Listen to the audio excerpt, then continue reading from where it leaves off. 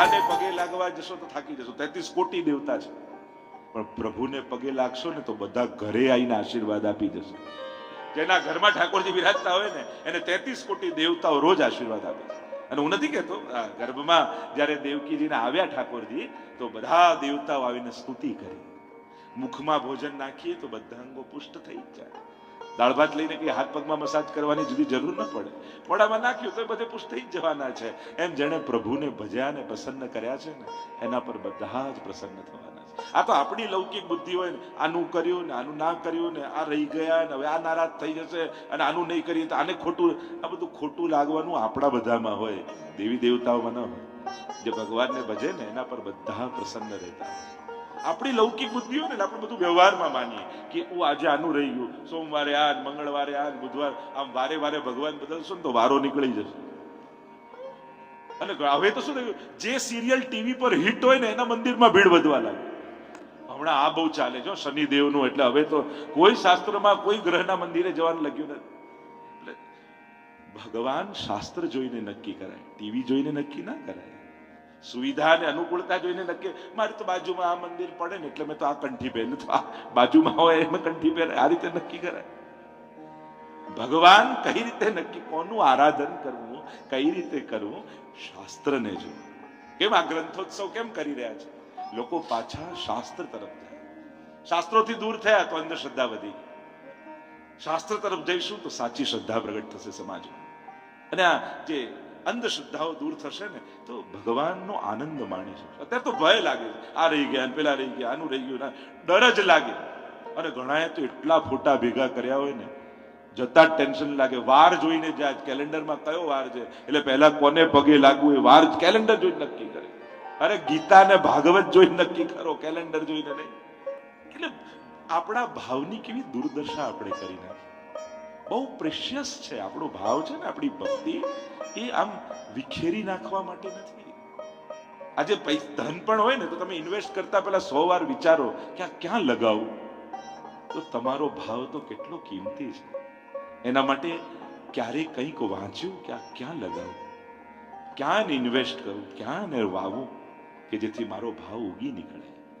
પૈસા માટે જો આટલું વિચારતા હો, વાંચતા હો ને ચિંતન ને અપડેટ પોતાની જાતને કરતા હો તો તમારી શ્રદ્ધા એ તો તમારા જન્મ મરણનું નક્કી કરનારી છે. કે ક્યાં આ જીવની ગતિ થવાની છે એ તમારી શ્રદ્ધા નક્કી કરે છે. અને શ્રદ્ધા ગમે ત્યાં વિખેરી દેવાની, ગમે ત્યાં લગાવી દેવાની. સહેજ તો વિચાર, સહેજ તો અધ્યયન. મારું ન માનતા, હું એમ નથી કહેતો મારું માનો, હું કહું છું ગીતાજી ને ભાગવતજી વાંચો જેથી તમને ખબર પડે કે શ્રદ્ધાને કઈ દિશા તરફ લઈ જાય. મારું માનો, મારું તો જરાય માનતા નહીં. જો મારા ઘરના શબ્દો ને મારા ઘરની વાત કરું ને તો બિલકુલ માનતા નહીં. હું તમને કહું છું ભાગવતજી ને ગીતાજીનું માનો, એટલે કે ભગવાનનું માનવું. ભાગવતજી ને ગીતાજીનું માનવું એટલે ભગવતા પ્રોક્તમ ભાગવતમ સર્વોપનિષદો ગાવો દુગ્ધા ગોપાલ નંદન પાર્થો વત્સ સુધીર ભોક્તા દુગ્ધમ ગીતામૃતમ મહત. ભગવાનનું માનો, જે ભગવાન કહે છે એનું માનો. તો ક્યારેક તો ભગવાનની વાત સાંભળો, વાંચો, પછી નક્કી કરો કે હવે શું કરવું જોઈએ, કઈ રીતે કરવું જોઈએ, કઈ રીતે આરાધન થવું જોઈએ. તો કહેવાનો મારો અર્થ, આટલી કિંમતી વસ્તુ જે શ્રદ્ધા ભગવાને આપી છે ને એને વિખેરી ન નાખતા, એને ખતમ ન કરી નાખતા, એને સંચય કરી તમારો આત્મકલ્યાણ થાય એના માટે એને ઇન્વેસ્ટ કરજો યોગ્ય જગ્યાએ. તો 7 પ્રકારના અન્યાશ્રયો વ્રજવાસીઓને લાગ્યા હતા. ભગવાને 7 પ્રકારના અન્યાશ્રયો દૂર કરી અનન્યતાનું દાન આપ્યું. અનન્યતા એ પાયો છે ભક્તિનો. જેમ એક સ્ત્રીને કેવું ગૌરવ હોય પતિનું, એ રીતે એક ભક્તને પણ ગૌરવ છે ભગવાનના થવાનું. આમ ઇન્દ્ર હાર્યો, દંડવત કરતા કરતા આવ્યો અને ઘણા ચર્ચાઓ છે. વાચાલમ બાલિશમ શબ્દમગ્નમ પંડિત, અપશબ્દો બોલ્યો ઇન્દ્ર ભગવાન આગળ. મહાપ્રભુજી અપશબ્દોને પણ સ્તુતિ રૂપે અર્થઘટનો કરે. વાચાલમ બહુ બોલનારો છે એમ કહ્યું. મહાપ્રભુજી અર્થ કર્યો સુબોધ નિજમાં. વાચાલમ, વાચા પણ જેને પહોંચી નથી શકતી એવા પ્રભુ આપ છે. ઘણા સુંદર અર્થઘટનો સ્તુતિ કરી છે. ચરણોમાં આવ્યો છે, દંડવત કર્યા છે. પ્રભુએ ક્ષમા આપી, કહ્યું તે પરીક્ષા તો કરી પણ મારા ભક્તો જે દૂર હતા, અન્યના આશ્રયમાં હતા, એને મારા અનન્યતાનું દાન તારા થકી થયું. જો ઘણીવાર ભગવાન પરીક્ષા કરે ને તો આપણા અલ્પાશ્રયો છોડાવી દે. માણસને ઘણી ઘણી વસ્તુમાં ભરોસો હોય છે, પણ જ્યારે ઘટના જીવનમાં વિપરીત ઘટે ત્યારે સમજાય કે આશ્રય તો કેવલ હરિનો કરે. આ ઉપયોગ સાથ મદદ બધાની લેવાય, પણ આશ્રય તો ઠાકોરજીનો કરવાનો. ઘણી બધી ચર્ચાઓ કરવામાં આવી. અહીંયા ગોવર્ધન યાગની લીલાને વિરામ આપીએ. આગળ રાસ પંચાધ્યાયની કથા આવે છે. 5 અધ્યાયમાં રાસની કથા છે, એટલા માટે એને કહેવાય છે રાસ પંચાધ્યાયી. 5 અધ્યાયમાં 29 થી 33 અધ્યાય ભાગવતજી અનુસાર રાસ પંચાધ્યાયીના 5 અધ્યાય કહેવાય છે. વૈકુંઠ લોક સુધી ભગવાન લઈ ગયા બ્રજ ભક્તોને, ત્યાં સુધીનો અનુભવ કરાવી દીધો, એટલે કે મોક્ષના આનંદ સુધીનો અનુભવ કરાવી દીધો છે, બ્રહ્માનંદ સુધીનો અનુભવ કરાવી દીધો છે. અને એટલે સુબોધનીજીમાં મહાપ્રભુજી કારિકા લખે છે, બ્રહ્માનંદ, વિષયાનંદ અને સ્વરૂપાનંદ. આ 3 આનંદ શાસ્ત્રોએ કહ્યા. વિષયાનંદને બધા જ જાણે છે, જે વિષયોનો ઇન્દ્રિયોનો આનંદ છે, એ દરેક જીવ ઓળખે છે. એની ઉપર વિષયાનંદની ઉપર કહ્યો છે મોક્ષાનંદ, બ્રહ્માનંદ, મુક્તિનો આનંદ. ત્રીજો એની ઉપર કહ્યો એ સ્વરૂપાનંદ, ભજનાનંદ જેને કહેવાય. બ્રહ્માનંદ સુધીનો અનુભવ કરાવી દીધો. કે આ ગોપીઓ કોઈ સાધારણ થોડી છે, એ તો વેદની રૂચાઓ છે. જેણે ભગવાનની સ્તુતિ કરી પણ ભગવાનના સ્વરૂપનો અનુભવ ન કરી શકી. પ્રભુને વિનંતી કરી કે આપના વિશે બહુ ગાયું, પણ આપને ન અનુભવ્યા. આપના સ્વરૂપનો આનંદ અમે વર્ણન તો કરીએ છીએ કે આનંદ માત્ર કરપાદ મુખોદરાદી, એ સર્વાંગ આનંદમય છે એવું ગાઈએ છે, પણ જેમ પેંડો બોલવાથી પેંડાનો સ્વાદ નથી આવતો, એમ આનંદ બોલવાથી આનંદનો સ્વાદ ક્યાંથી આવે? અમારે તો એ આનંદને અનુભવવો છે, વર્ણવો જ નથી. અને ત્યારે પ્રભુએ કહ્યું, જ્યારે પૂર્ણ અવતાર રૂપે ભૂતલ પર કૃષ્ણ સ્વરૂપે આવીશ, ત્યારે તમે ગોપીઓ બનીને આવજો. અને એ વેદની રૂચાઓ ગોપીઓ બનીને આવી, એ યુથને કહેવાય શ્રુતિ રૂપા ગોપીજન. અને દંડકારણ્યમાં ઋષિ મુનિઓએ રામચંદ્રજીના દર્શન કર્યા, મોક્ષ સુધીનો આનંદ અનુભવ કરી ચૂકેલા છે, છતાંય રામને જોઈને વિશેષ કોઈ આનંદ પામવાની ઈચ્છા જાગી. એમના સ્વરૂપને જોઈ થયું કે પ્રભુ, અમે તો શાસ્ત્રોમાં એમ વાંચ્યું હતું, મોક્ષના આનંદની આગળ બીજો કોઈ આનંદ નથી, છતાંય આપને જોઈ હજી બીજો કયો આનંદ પામવાની ઈચ્છા જાગી રહી છે. तब प्रभु ने कहा, वो है मेरा भजनानंद स्वरूपानंद. ऋषियों ने कहा तो आप हमको अनुभव कराओ. प्रभु ने कहा, अभी तो मर्यादा पुरुषोत्तम के रूप से हूं, जब पुष्टि पुरुषोत्तम के रूप से आऊंगा तब आप गोपियां बनकर आना. અને એટલા માટે જ રાસમાં પુરુષનો પ્રવેશ નથી, રાસમાં સ્ત્રીનો પ્રવેશ નથી, રાસમાં કેવલ ગોપીઓનો પ્રવેશ છે. કારણ કે ગોપી એ કોઈ દેહનું નામ નથી, ગોપી એ ભાવની અવસ્થાનું નામ છે. ગોભી ઇન્દ્રિયૈ કૃષ્ણ રસ પીબતી ઇતિ ગોપી. જ્યારે જીવની સમસ્ત ઇન્દ્રિયો કેવલ કૃષ્ણ પરખ થઈ જાય, ત્યારે ગોપી અવસ્થામાં પહોંચેલું હોય છે. गोपी प्रेम की ध्वजा जिन गोपाल की ओ वश उर्धरी श्याम भुजा। भक्ति की जो सर्वोच्च अवस्था है उस अवस्था का नाम गोपी है और उस अवस्था को पाना है, अनुभव करना है। महाप्रभु जी ने इसलिए तो ठाकुर जी पधरा दिए। प्रभु बिराज्या ज એટલા માટે છે, એટલે તો આપણે એને આપણું સર્વસ્વ ધન નિધિ કહીએ છીએ, કારણ કે સાચું ધન કયું જે સંકટમાં કામ લાગે, જે સુખ લેવામાં કામ લાગે, તો કહ્યું ના, જા ધન તે ગોકુલ સુખ લઈયત સઘરે કાજ સવાર, ધર્મ હી તે પાયો યહ ધન ધર્મ હે, જેના થકી વ્રજનું સુખ મળે એ જ સાચું ધન, અને એ ધન છે આપણા ઠાકોરજી। પ્રભુ બિરાજી, આરોગી, શૃંગાર ગ્રહણ કરી, પોડી જાગી, આ બધું જ કરી આપણા ઘરમાં કરે છે શું? આપણને વ્રજવાસીનું સુખ આપે છે, આપણને વ્રજભક્ત બનવાનો આનંદ આપે છે।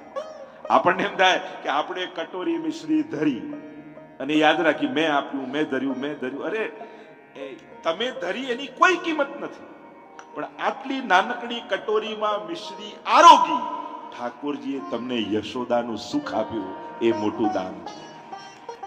આટલી કટોરીમાં દૂધ આરોગી, 7 ઘૂંટ ભર પીજે લાલા, દોરી કો ભય પર પય પરમ રસાલા, પ્રેમ, આસક્તિ, વ્યસન, આવેશ, પ્રવેશ, ત્રપા અને મૂર્છા, 7 અવસ્થા પ્રેમની એનું દાન 7 ઘૂંટ દૂધ પીને ઠાકોરજી આપણને કરે છે। વસ્તુ લેતા નથી, એ સામગ્રી સ્વીકારી અને ઠાકોરજી કૃપાનું દાન કરે છે, અધિકારનું દાન. જો આપણે વ્યક્તિ છે, પણ એક વ્યક્તિને વ્રજભક્તનો અધિકાર ઠાકોરજી આપે છે.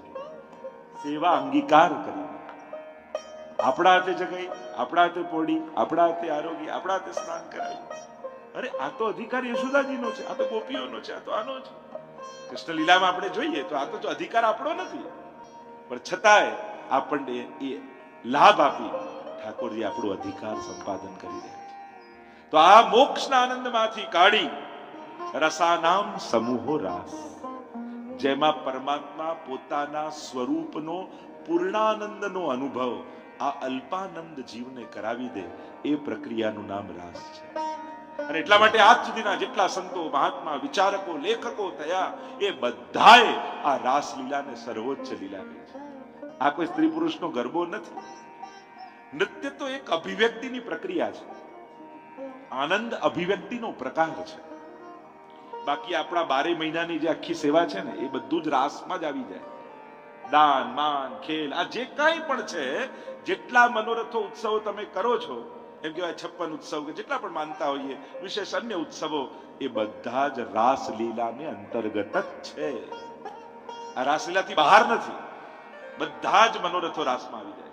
જે જે લીલા થકી પ્રભુ સ્વયંના રસના આનંદનો અનુભવ આપણને કરાવે, એ રાસ છે. तो वह रास की लीला प्रभु अब करने जा रहे हैं.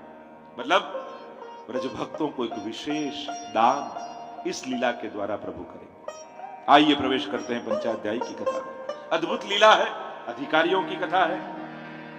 દરેકનો અધિકાર પણ નથી, પણ સ્વયં પરીક્ષિત મહારાજને પણ શંકા ગઈ કે આવું કેમ ઠાકોરજીએ કર્યું. ત્યારે સુખદેવજીએ કહ્યું, રે મે રમેશો વ્રજ સુંદરી ભી યથાર બકસ્વ પ્રતિબિંબ વિભ્રમ. અરે આ તો એક નાનકડું બાળક અરીસામાં પોતાના પ્રતિબિંબને જોઈને રમે ને, એવી આ નિર્દોષ લીલા છે. કારણ કે બીજું કોઈ છે જ નહીં. પ્રભુ જ પોતાનામાં હૃદયમાં રહેલા ભાવોને ગોપીના સ્વરૂપે પ્રગટાવે છે. પ્રભુમાંથી જ સમગ્ર લીલા સૃષ્ટિ પ્રગટ થઈ છે. બીજો કોઈ હોય ત્યારે વિકાર પેદા થાય. એકનો જ વિસ્તાર હોય એને વિહાર કહેવાય, એને વિકાર ન કહેવાય. प्रभु ज પોતાનામાંથી લીલા સૃષ્ટિને एकोहम बहुश्याम प्रजाएय, एक में से प्रभु ही अनेक हुए. इसलिए प्रभु के मुख से स्वामी जी ना मुखમાંથી ચંદ્રાવલી જી ના મુખમાંથી લલિતા જી, બધાનું પ્રાગટ્ય આ રીતે જ બતાવ્યું. દરેકનું પ્રાગટ્ય ભાવાત્મક છે, પ્રાકૃત નથી. ભગવદ લીલામાં કોઈ પણ વસ્તુ પ્રાકૃત નથી. સર્વોત્તમ સૂત્રમાં એટલે જ પ્રાકૃત ધર્મા નાશ્રયમ અપ્રાકૃત નિખિલ ધર્મ રૂપમિતિ. મહાપ્રભુજીના સ્વરૂપને સમજાવતા ગુસાઈજી સ્પષ્ટ કરે છે. અહીંયા પ્રાકૃતતા એટલે પ્રાકૃતતા કહેવાય જન્મ, મરણ, વૃદ્ધિ, આ બધું છે ને, આ બધાને પ્રાકૃતતા કહેવાય. જે લૌકિકતા, લૌકિક દેહ પંચમા ભૂતનો જેને માનીએ ને, એ પ્રાકૃતતા કહેવાય. આ તો કેવલ આનંદાંશનો વિસ્તાર છે. પ્રભુ પોતાના આનંદાંશમાંથી આ સમગ્ર લીલા સૃષ્ટિને પ્રગટ કરી અને સ્વયંના આનંદને વ્રજભક્તો થકી અનુભવ કરે છે. પ્રભુ સ્વયંના આનંદ નથી માણી શકતા, એટલે વેણુનાદની સુધા દ્વારા, ધરામત દ્વારા, છાક લીલા દ્વારા અનેક પ્રકારથી સ્વયંની સુધાનો અનુભવ કરવા માટે પહેલા એ સુધા વ્રજભક્તોમાં પધરાવે અને પછી એને પોતે ગ્રહણ કરી પૂર્ણાનંદનો અનુભવ કરે. આમ આખી પ્રક્રિયા જેને રાસ કહીએ છે, શરૂઆત જ થઈ ભગવાન શબ્દથી. સ્પષ્ટ કર્યું, આ કોઈ લૌકિક કોઈ સ્ત્રી પુરુષની કથા નથી. આ તો અંશ અને અંશીના અનંત રાસની કથા છે. આ તો અલ્પાનંદ ને પૂર્ણાનંદ બનાવવાની પ્રક્રિયા છે. એટલે ભગવાન શબ્દથી પ્રારંભ કર્યો. ઐશ્વર્ય, વીર્ય, યશસ્વી, જ્ઞાન, વૈરાગ્ય, ષડ ધર્મોને ધારણ કરનારા પરમાત્મા શ્રી કૃષ્ણ તા રાત્રિ એ રાત્રિને જોઈ. કઈ રાત્રિ? જેનું વચન ચિરહરણ સમયે ભગવાને ગોપીઓને આપ્યું હતું. કારણ કે એમણે કાત્યાયની વ્રત કર્યું. નંદ ગોપ સુતમ દેહી પતિમ મે કુરુતે નમઃ. અમને પતિ રૂપે પ્રાપ્ત થાય. અને જે પાલન કરે જ પતિ. અને પાલન એ લૌકિક ભરણ પોષણ નહીં, ભાવનું પોષણ કરે એવા અલૌકિક. અમારા ભાવને પૂર્ણ બનાવે, અમારા આનંદને પૂર્ણ બનાવે, એ જ સાચા અર્થમાં પતિ છે. ભગવાને જોયું, અરે શરદની રાત્રિ આવી ગઈ. પધાર્યા વનમાં. વિશાળ કદંબનું વૃક્ષ હતું. ત્રિભંગી રૂપ ધારણ કર્યું. ગ્રીવાથી ભંગ, કટીથી ભંગ, ચરણથી ભંગ, 3 જગ્યાએથી વાંકા થયા. એટલે પ્રભુનું એક નામ છે ત્રિભંગી લાલ. 3 जगह से भंग है. अधर पर वेणु पधराई प्रभु ने और वेणुनाद किया. वह अलौकिक काम को बढ़ाने वाला गीत परमात्मा ने बजाया. भक्तों के लिए काम, धर्म, अर्थ, काम और मोक्ष क्या है? पुष्टि मार्गे हरिर्दास्यम धर्म, अर्थो हरिरेव ही, कामो हरिर्दिदृक्षै, मोक्ष कृष्ण से चेतो. प्रभु की दासता यही धर्म है, प्रभु ही अर्थ रूप है, प्रभु को देखने की इच्छा यही काम है, और मन प्रभु के चरणों में लग जाना यही भक्तों का मोक्ष है. तो वह अलौकिक भाव को बढ़ाने वाला गीत, गीत कहा, नाद नहीं कहा. नादમાં શબ્દો ન હોય, કેવલ સાઉન્ડ હોય, અને ગીતમાં શબ્દ પણ હોય. એટલે કેવાશ્વદેવજી એ માંગે છે કે માનો એક એક ગોપીનું નામ લઈ લે અને ઠાકોરજીએ વેણુ વગાડ્યું. 3 પ્રકારના પ્રાય ગોપીજનો, તામસ, રાજસ, સાત્વિક, ચોથા નિર્ગુણ. જુદા જુદા કાર્યોમાં લાગી. જેવી પ્રકૃતિ એવી પ્રવૃત્તિ. કોઈ ઘરની સફાઈ કરી રહી છે, કોઈ દૂધ ઉકાળી રહી છે, કોઈ પતિની સેવા કરી રહી છે, કોઈ બાળકોને ભોજન કરાવી રહી છે.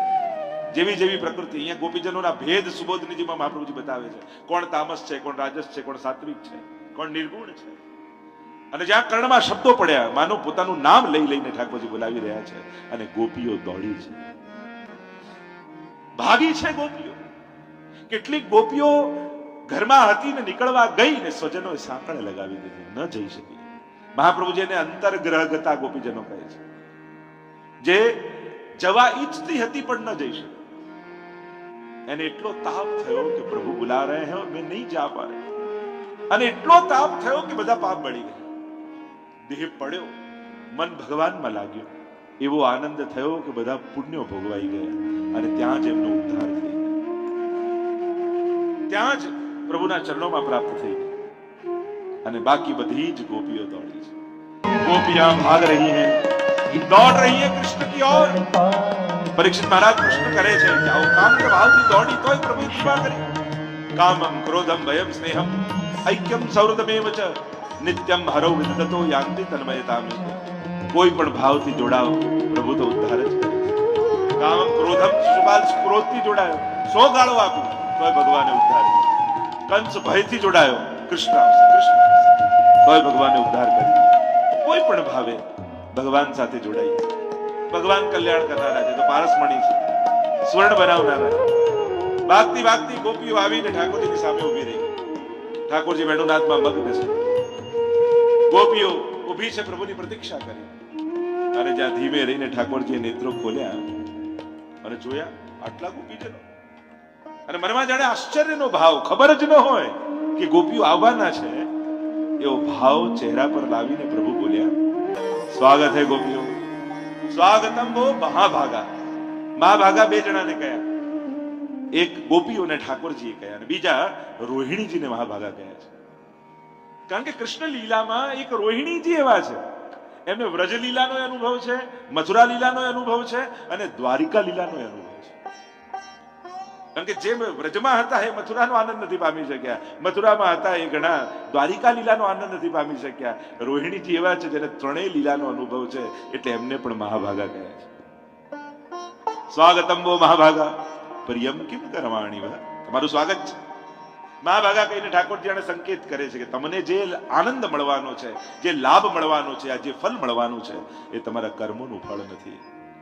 મને તો એમ લાગે કે ભાગ્ય વૈષ્ણવના 2 પ્રકારના હોય છે. એક એના કર્મોથી લખાયેલા, અને બીજા ઠાકોરજી અને વલ્લભની કૃપાથી લખાયેલા, અથવા યમુનાજીની કૃપાથી. ભાગ્ય સૌભાગ્ય શ્રી યમને જુદે. જો કર્મોથી જ વૈષ્ણવના ભાગ્ય લખાતા હોત તો યમુનાજીના પદમાં આપણે ગાતા ના હોત કે ભાગ્ય સૌભાગ્ય શ્રી યમને જુદે. વૈષ્ણવનું ઘણી વાર લોકો પૂછે કે મારું ભાગ્યોદય ક્યારે થવાનો છે. ઘણા લોકો પૂછે કુંડળી જોઈ. આપણા બધાનો તો 500 વર્ષ પહેલા જ થઈ ગયો. કારણ કે ભાગ્ય ન વલ્લભ ભૂતલાય ભૂમિ ભાગ્યમ મહાપ્રભુજીનું નામ છે. જે ક્ષણે વલ્લભ રૂપે ઠાકોરજી આ ભૂમિના સ્પર્શ પોતાના ચરણોને કરાવ્યા, એ સમયે જ આપણા બધાનું ભાગ્યોદય થઈ ગયો. અને એટલે જ તો આપણા ભાગ્યમાં ત્યારે મહાપ્રભુજી સેવા, સત્સંગ, બ્રહ્મ સંબંધ આ બધું લખી ગયા. નહીં તો જે લાભ આપણે લઈ રહ્યા છીએ આજે ઘરે ઘરે, એવું લાગે છે કે આ જીવનમાં આપણે કોઈ એવા સત્કર્મ કર્યા હોય કે આવો લાભ આપણા નસીબમાં હોય. ના, આપણા કર્મોનું ફળ નથી, આ વલ્લભની કૃપાનું ફળ છે, ઠાકોરજીની યમુનાજીની કૃપાનું ફળ છે કે જે આ લાભ આપણને મળી રહ્યો છે. સ્વાગતમ વો મહાભાગા પ્રિયમ કિમ કરવાણી વ, તમારું શું પ્રિય કરું? અને આમ અડધી રાતના કેમ આવ્યા? અને ગોપીઓને આશ્ચર્ય થયું કે આપણે તમને કોઈ જમવા ઘરે બોલાવ્યા હોય અને દરવાજો ખટખટાવો, પેલો કે ઓહો આજે ક્યાંથી ભૂલા પડ્યા, શું દશા થાય આપણી? આપણે એમ કે ના ના તો અહીંયાથી નીકળ્યા તેમ થયું મળતા જઈએ, આપણે ચોખવટ ન કરીએ.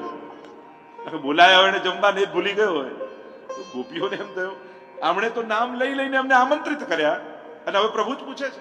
10 શ્લોકમાં પ્રભુ ધર્મોપદેશ કરે છે. ગોપીઓને કહે છે કે આ રીતે સ્ત્રીએ વનમાં આવવું ઠીક નથી, તમે પાછા જાઓ. આમ રાતના સમયે આ ઘનઘોર વનમાં જવું સ્ત્રીઓએ ઠીક નથી. પતિની સેવા એ સ્ત્રીનો ધર્મ છે, અને રોગી હોય, નિર્ધન હોય, વૃદ્ધ હોય એની સેવા કરવામાં જ એનું કલ્યાણ છે. તમારા ભાઈ બંધુ સખા પતિ પિતા તમારી પ્રતીક્ષા કરતા હશે, તમે જલ્દી ઘરે પાછા જાઓ. 10 શ્લોકમાં ભગવાન ધર્મોપદેશ કરે છે અને 11 શ્લોકમાં ગોપીઓ ઉત્તર આપે છે. મૈવમ વિભોરતિ ભવાન ગદિતુમ નુશંસમ સંત્યજ્ય સર્વ વિષયાં સ્તવ પાદ મૂલમ. પ્રભુ આપ અમને ધર્મોપદેશ કરી રહ્યા છો, અને આપ જે કહી રહ્યા છો એની ના નથી, આ બધા સ્ત્રીના ધર્મો છે, અમે માનીએ છીએ. પણ એ વાત આપ ન ભૂલી જશો કે આપે જ્યારે વેણુ વગાડી અને વેણુના સ્વર અમારા કર્ણમાં પડ્યા, એ સ્પર્શ થતા સ્વર એ જ ક્ષણે દેહ બુદ્ધિ ત્યાં જ સમાપ્ત થઈ ગઈ. અહીંયા કોઈ સ્ત્રી નથી આવી, અહીંયા તો જીવાત્મા પરમાત્માને મળવા માટે આવ્યો છે. અરે જીવાત્માનો એક જ ધર્મ છે, યો યદંશ સતમ ભજેત, જે જેનો અંશ હોય એને અંશીને ભજવો, એ જ જીવાત્માનો પરમ ધર્મ છે. એટલે પ્રભુ આપ જે કહી રહ્યા છો વાત સાચી છે, પણ ગલત જગ્યાએ આપ કહી રહ્યા છો. અમે કોઈ સ્ત્રી બુદ્ધિથી નથી આવ્યા, અમે તો જીવાત્મા અંશ બુદ્ધિથી આવ્યા છે. અંશ અંશીનો આનંદ લઈ પૂર્ણ થવા માટે આવ્યા છે. આપ અમને કહો કે પતિની સેવા સ્ત્રીના ધર્મ સાચી વાત છે, પણ દરેક જન્મમાં આ શરીરનો કોઈ જુદો પતિ હતો, દરેક જન્મમાં આ શરીરનો કોઈ જુદો પતિ હતો, પણ દરેક જન્મમાં આત્માના પતિ તો આપ જ હતા. એટલે આપને ભજવા એ જ અમારો પરમ ધર્મ છે, અને એટલે અમે બધું છોડીને આપના શરણે આવ્યા છે. સર્વદા સર્વભાવેન ભજનીયો વ્રજાધિપ સ્વસ્યાયમેવ ધર્મો હિ નાન્યક્વાપી કદાચ. મહાપ્રભુજીએ સ્પષ્ટ સમજાવી દીધું આ વૈષ્ણવનો ધર્મ શું. વ્યક્તિના અનેક ધર્મો હોઈ શકે, વૈષ્ણવનો તો એક જ ધર્મ છે, વ્રજભક્તનો તો એક જ ધર્મ છે, સર્વદા સર્વભાવે ભજનીયો ભજ સેવાયામ વ્રજાધિપ. આ વ્રજના અધિપતિ શ્રી કૃષ્ણની સેવા વૈષ્ણવનો એક ધર્મ છે. તમે અન્ય જે ધર્મો ગણાવો છે વાત સાચી, એક છે દેહ ધર્મ, બીજો છે આત્મધર્મ. માણસ થયા એટલે ઘણા બધા ધર્મો જોડાયેલા હોય છે, પણ સર્વોપરી ધર્મ તો આત્મધર્મ છે. પ્રભુ આપ અમને કહો છો ભાઈ બંધુ સખા પિતા આપની પ્રતીક્ષા કરતા હશે, વાત સાચી છે. આ શરીરના બધા સંબંધીઓ છે, પણ આત્મા માટે તો ત્વમેવ માતા ચ પિતા ત્વમેવ ત્વમેવ બંધુશ્ચ સખા ત્વમેવ ત્વમેવ સર્વમ મમ દેવ. અમારા માટે તો બધું જ આપ જ છો. વ્યક્તિઓને છોડ્યા છે, વૃત્તિઓ તો લઈને જ આવ્યા છે. આ જે ભાવો છે ને સંસારમાં, વ્યક્તિઓ મૂકી દીધા, વૃત્તિઓ લઈને આવ્યા. હવે સર્વ ભાવેન ભજનીયો વ્રજાધિપ, એ જ પરમ ધર્મ. વૃત્રાસુરે પણ ચતુશ્લોકીમાં એ જ કહ્યું ને, અહમ હરે તવ પાદઈ કબૂલા દાસાનુદાસો ભવિતાસ્મિ ભૂલા. वही बात गोपियों ने कहा मय्यम विभोरति भवान गदितुम संशम संत्यज्य सर्व विषयान तब पाद मूलम. બધી જ લૌકિકતાને છોડી અમે આપના શરણે આવ્યા છીએ. અને પ્રભુમાં રાખેલો લૌકિક ભાવ પણ ઉદ્ધારક છે. કોઈએ એમ જોવા જાવ તો પ્રભુમાં જે આપણે ભાવ કરીએ છીએ સર્વ ભાવ, એમ જોવા જાવ તો બધા કૃષ્ણ તત્વ એક એવું તત્વ છે ને, એને જ્યારે પણ આપણે પ્રેમ કરવાની વાત કરી તો લૌકિક સંબંધોને યાદ, ત્વમેવ માતા પિતા બંધુ સખા, એમ જોવા જાવ તો આ બધા લૌકિક વ્યવહારોના જ નામ લીધા. પણ એ ભાવ પણ જો ઠાકોરજીમાં રાખશો ને તો પ્રભુ એ ભાવને પણ ઉદ્ધારનું કારણ બનાવી દેશે. કારણ કે એ પરમ અંશ અને અંશીના ભાવને આપણે જાણતા નથી, પહેચાનતા નથી. આપણે તો સાંભળ્યું છે કે અંશ અંદર છે, આપણને ક્યાં અનુભવ છે?